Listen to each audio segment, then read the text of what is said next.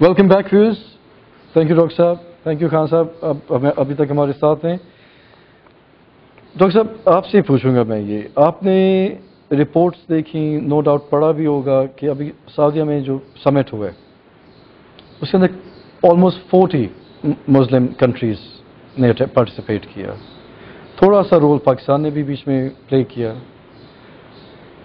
उसको जो हमें फील हुआ कि उसको ऑलमोस्ट लीड किया डोनाल्ड ट्रंप ने, अमेरिकन प्रेसिडेंट ने। उस समिट में डोनाल्ड ट्रंप की सारी जो स्पीच थी वो थी टेररिज्म के ऊपर।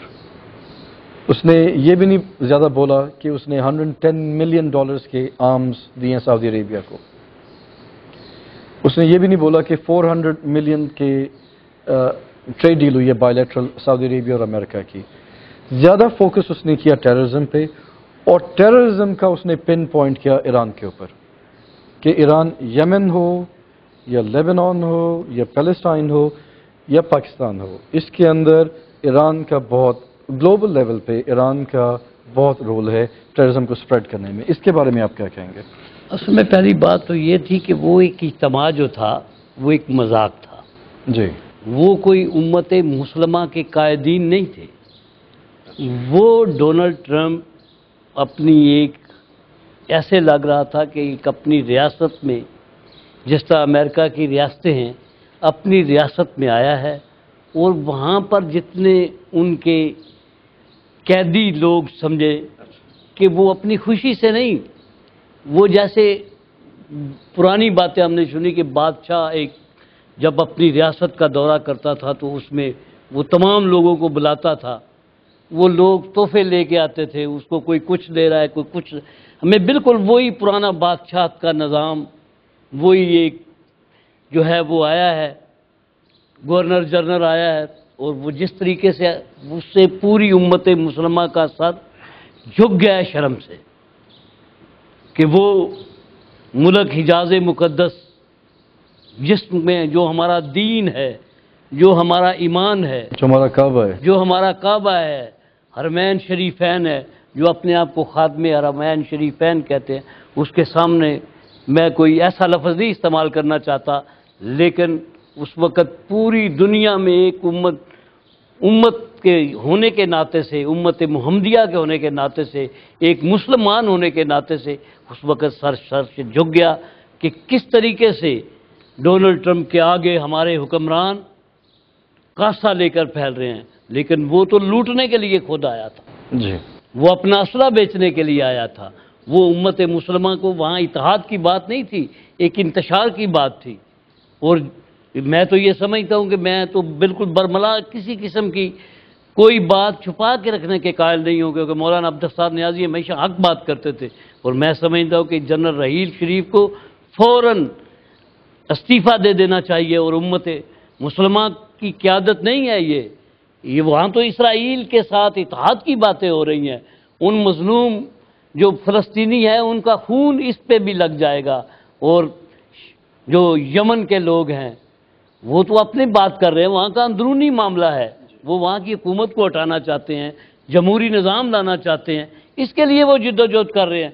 इन्होंने उनको बागी बना दिया, टेररिस्ट बना दिया उनके पर। और ख़ुद अमेरिका ने कहा कि हमने दैश को बनाया है, और दैश की कौन सपोर्ट कर रहा है? अमेरिका और उसके हवारी कर रहे हैं। ये सारा कोई दैश को मजबूत करने के लिए इसको भी असला दिया जा रहा है। और यहाँ पे इराक में आप देखें कि किस तरीके से उम्मत मुसलमान वहाँ मुतहद हुई है। मैं हाल ही में वहाँ दौरा करके आया हूँ। एक हम दरगाह पे गए हैं, हज़रत सैयदना अब्दुल कादिर जिलानी की दरगाह पे गए हैं, हज़रत मारूफ करकी के गए हैं, हज़रत जुनैद बगदादी के गए हैं। हमने लोगों को कहा है कि उम्मत मुसलमान को इस वक्त उठने की ज़रूरत है। वहाँ पे कोई तफरीक नहीं रही, सब एक क़यादत हो चुके हैं दैश के ख़िलाफ़, इन तकफीरियों के ख़िलाफ़। वहाँ लोग इकट्ठे हो चुके हैं, वो समझ गए हैं। वहाँ पे हमने देखा कि जो है इमाम अबू हनीफ़ा के मुक़ल्लिदीन भी जो हैं उनके साथ हैं, अहले हदीस भी। मैं एक अहले हदीस के मदरसे में गया हूँ, सल्फ़ी जिन्हें कहते हैं, वो भी लोग। उसने कहा कि मैंने 10 साल जो है वो कैद काटी है अलकायदा के चक्कर में अमेरिका में। लेकिन मुझे समझ आ गया है कि ये ना लोग इस्लाम के साथ इनकी कोई मोहब्बत है, ना उम्मत मुसलमान के साथ कोई मोहब्बत है। یہ امریکہ صرف اور صرف جو ہے پوری دنیا میں اپنی سپرمیسی کے لیے، امت مسلمہ کو تباہ و برباد کرنے کے لیے اس قسم کے حربے اختیار کر رہا ہے، اور ہمارے حکمران ہیں جنہوں نے اپنی وہ سارا جو ایک بھار بھرم تھا ہمارا امت مسلمہ کا، اسے تباہ و برباد کر دیا۔ وہاں پہ شاہ سلیمان بھی ایسے ہاتھ باندھ کے کھڑا ہے۔ ہمارے پاکستان کے وزیر اعظم گئے، کہتا جی ہمیں پوچھا نہیں گیا، بھی ہمیں آپ لوگوں تو وہاں صرف تماشائی بن کر گئے تھے، اور کس طریقے سے وہاں ڈانس شو ہوا، اور جو وہاں پہ کہتا جی سعودیہ میں بڑا جو ہے حجاب کا مسئلہ ہے، وہ ایسی خواتین کو اکٹھا کر کے جناب ڈونلڈ ٹرمپ کے سامنے پیش کیا گیا، جیسے باندیاں بنا کر پیش کیا۔ انہوں نے کہا جی ہم آپ کو اتنے پیسے دیتے ہیں۔ اس وقت امت مسلمہ کو ان پیسوں کی ضرورت ہے کہ ڈونلڈ ٹرمپ کو ضرورت ہے؟ ڈونلڈ ٹرمپ تو ہر روز جس بغیرتی کا مظاہرہ کر رہا ہے اور امت مسلمہ کو جس طریقے سے ذلیل کر رہا ہے، یہ وقت تھا کہ وہ آتا اس کو جوتے دکھاتے۔ یہ بے شک سخت لفظ ہے، لیکن میں اپنی بات کی، میرا دل یہ کہہ رہا ہے کہ میں بات کروں، اس کے خلاف سامنے ڈٹ جاتے، اسے کہتے کہ تم نے یہ بھی بکواس کیا ہے، تم نے یہ بھی کیا ہے، لیکن کوئی نہیں ہے، بس صرف کوئی امام خمینی نہیں ہے، جس طرح کے قافلہ حجاز میں کوئی بھی حسین نہیں ہے، اسی طرح آج امت مسلمہ کے پاس کوئی خمینی نہیں ہے جو بانگے دل کرے اور ان کی آنکھوں میں آنکھیں ڈال کر کرے بات کرے۔ ہمیں اس پہ ہم شرمندہ ہیں، یہ جو کچھ سعودیہ نے کیا ہے۔ بہت شکریہ ڈاکٹر صاحب۔ خان صاحب آپ کے کیا ویوز ہیں اس کے بارے میں؟ ماشاءاللہ جی، میں سمجھتا ہوں کہ آج سے 37-38 سال پہلے امام خمینی نے جو بات کی تھی، اور اس وقت عالم اسلام کو یہ شاید بات بڑی عجیب سی لگتی تھی کہ جس میں آپ نے کہا تھا کہ اسلام کے دو حصے ہیں یا دو نام ہیں اسلام کے، ایک ہے اسلام ناب محمدی اور ایک ہے اسلام امریکائی۔ کتنا یہ اعجاز ہے اس مرد فقیہ کی بصیرت کا کہ آج وہ بات بالکل کھل کے سامنے آ گئی۔ بے شک، ایبسولوٹلی۔ پہلے وہ بات جو پردوں میں تھی، جو اشاروں کی ناؤں میں تھی، جو مختلف اور روپ دھار کے آتی تھی سامنے، اب واضح ہو گیا کہ ایک اسلام کا ورژن وہ ہے کہ جس کو پریچ کرنے کے لیے ٹرمپ جیسا بدبخت سامنے آتا ہے، اور ایک اسلام کا ورژن وہ ہے کہ جس کا پرچم سید علی خامنہئی نے اٹھایا ہوا ہے، جس کا پیغام امام خمینی نے آج سے 38-40 سال پہلے دیا تھا۔ تو یہ بات تو بالکل واضح ہو گئی، یعنی کہاں اسرائیل کے سامنے اپنے استقلال کے ساتھ ڈٹ جانے کی بات، اور کہاں اسرائیل کے ساتھ دوستانہ بڑھانے کی باتیں۔ بالکل۔ تو میں سمجھتا ہوں کہ حجاز مقدس اس وقت جن نجدیوں کے ہاتھوں میں ہے، نہ وہ حجاز مقدس کے حقیقی متولی ہیں کعبۃ اللہ کے اور روضہ رسول کے، اور نہ ہی مسلمانوں کے پوری دنیا اسلام کے جذبات کے حقیقی ترجمان۔ کوئی بھی کسی بھی ملک کا مسلمان ٹرمپ کو اپنا رہنما ماننے کے لیے تیار نہیں ہے۔ بالکل۔ سرزمین حجاز پہ اس کو پروٹوکول دینے کے لیے تیار نہیں ہے۔ تو یہ وہی بات ہے جو پہلے آپ کے سوال میں نے جو گزارش کی تھی جواب میں، کہ دیکھیں یہ چاہیے تو یہ تھا کہ اسرائیل کے لیے امام خمینی نے کتنا ایک فارمولہ دیا تھا کہ یہ ایک چھوٹی سی ریاست ہے، اگر پورا عالم اسلام مجتمع ہو جائے اور ایک ایک بالٹی پانی بھر لیں اور اسرائیل کی طرف بہا دیں تو اسرائیل اس مسلمانوں کے بہائے ہوئے پانی میں بہ جائے گا۔ لیکن آج اس اسرائیل کے وجود کو تسلیم کیا جا رہا ہے۔ اسلام کے دونوں ورژن بالکل واضح ہو گئے۔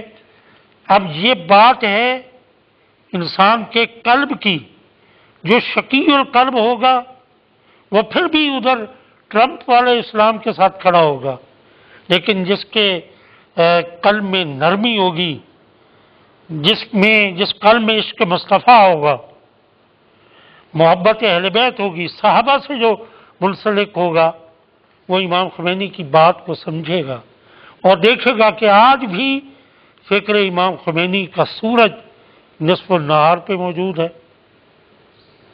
इस्लाम की निश्चत सानिया का दौर आना है और जैसे कि डॉक्टर साहब बार बार इस बात पे तवज्जो दे रहे हैं, कि तवज्जो दिला रहे हैं कि काश पाकिस्तान में कोई ऐसा लीडर होता। यकीनन पूरे आलम इस्लाम को इस बात की ज़रूरत है और इकबाल ने इसलिए तो कहा था कि है जो इकबाल का एक शेर है, मैं ज़हन में नहीं आ रहा, तो इकबाल ने भी इसी पैगाम को आगे बढ़ाया था कि देखिए कि आलम इस्लाम में कोई ऐसी शख्सियत होनी चाहिए जो पूरे आलम इस्लाम को मुज्तमे कर ले। इसलिए उन्होंने कहा था कि तेहरान अगर आलम इस्लाम का जनेवा हो जाए तो शायद आलम इस्लाम की तकदीर बदल जाए। इसमें इसलिए इकबाल ने कहा, तूने पूछी है इमामत की हकीकत मुझसे, हक तुझे मेरी तरह साहिबे इसरार करे। तूने पूछी है इमामत की हकीकत मुझसे, हक तुझे मेरी तरह साहिबे इसरार करे। है वही तेरे ज़माने का इमाम बरहक जो तुझे हाजिर मौजूद से बेजार करे।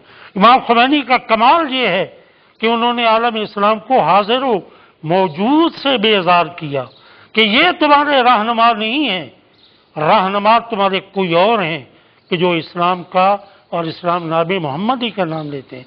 आज इंशाअल्लाह अज़ीज़ आलम इस्लाम के सपूतों की आंखें खुलेंगी इंशाअल्लाह, और यकीनन आपके इस शो के तवस्सुल से हम रियाज में होने वाली उस नाम निहाद इस्लामी कॉन्फ्रेंस की शदीद मजम्मत करते हैं।